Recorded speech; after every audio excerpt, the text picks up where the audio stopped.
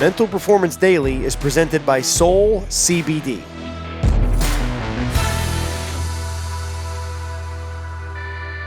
Hey, thanks for joining me on today's Mental Performance Daily podcast.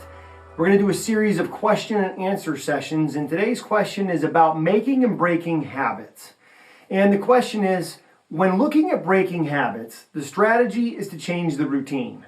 But if the trigger stays the same and a lot of routines are subconscious, won't the old action appear before the client is even aware of it?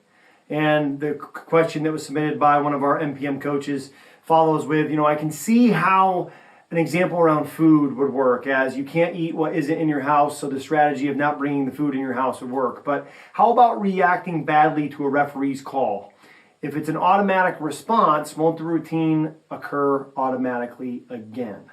Great question about how do I make and break habits. So what this coach is referring to comes from Charles Duhigg in his book, The Power of Habit, where Duhigg says that all routines are established first with a trigger and then a routine. The reason why we do routines is it gives us a reward. So if you think about establishing routines, while the trigger is going to be the same, we have to change the routine. We have to change our response. And the beautiful part about being a human being is different, say, than a dog. If you go back to one of the classic psychology studies of Pavlov's dog, where they would ring the bell and the dog would come running and they would feed the dog. And then as time continued, when they would ring the bell, the dog's mouth would start to salivate earlier because he knew what? He knew he was going to get food.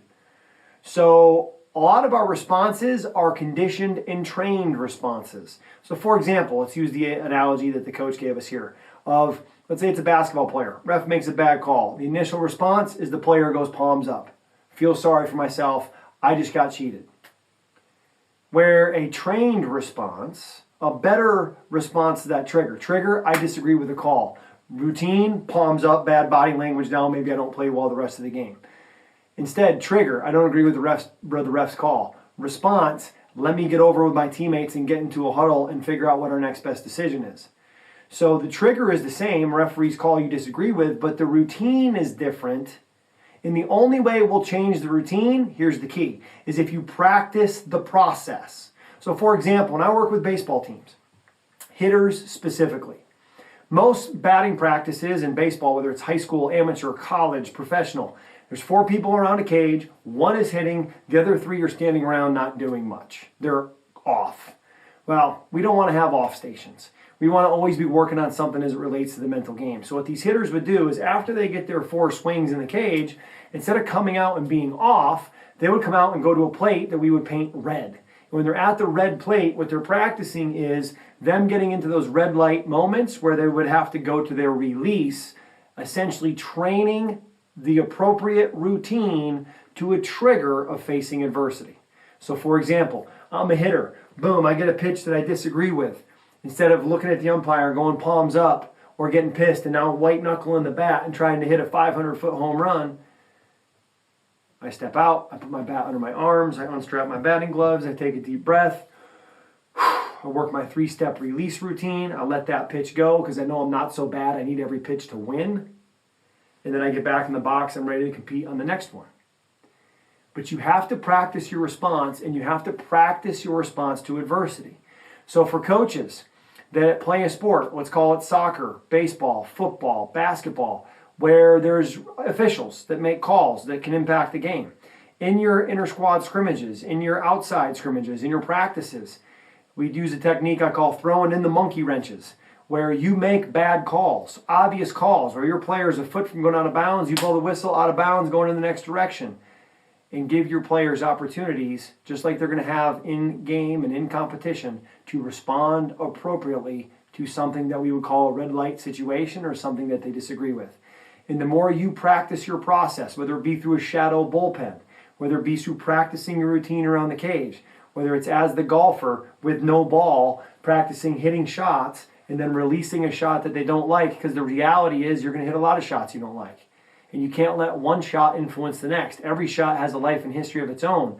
So we have to practice the new routine by trying to first isolate that routine and practice it, then create game-like scenarios in our training where our athletes and the people who are coaching get to use the training that they've been working on and put their new response into play. And then when they do, make sure you reward that behavior, because rewarded behavior is repeated behavior, and that's a big part of how we make and break habits. As a mental performance coach who works with some of the top athletes on the planet, including MMA fighters, boxers, and also our special operations community, I recommend Soul CBD. It's created by my friend Mike Lee, who's one of the top professional boxers in the last decade. And every morning I'll take Soul CBD. I put a couple drops in my coffee to help kind of just regulate my focus, regulate my energy, and get me ready to dominate the day. And then again at night, I'll take some Soul CBD. They're gummies with melatonin. They're delicious and they work great. I'll take one of those before I go to bed just to make sure I'm maximizing my recovery at night, getting that REM sleep, getting that quality, good, deep wave sleep. So Soul CBD, check it out. I know you're gonna love it. And if you head to mysoulcbd.com/Cain15, you can get 15% off your order today. Thanks for checking out Mental Performance Daily with Brian Cain, an Ironclad original. If you like the show, be sure to leave us a rating, review, and comment. We'll see you tomorrow.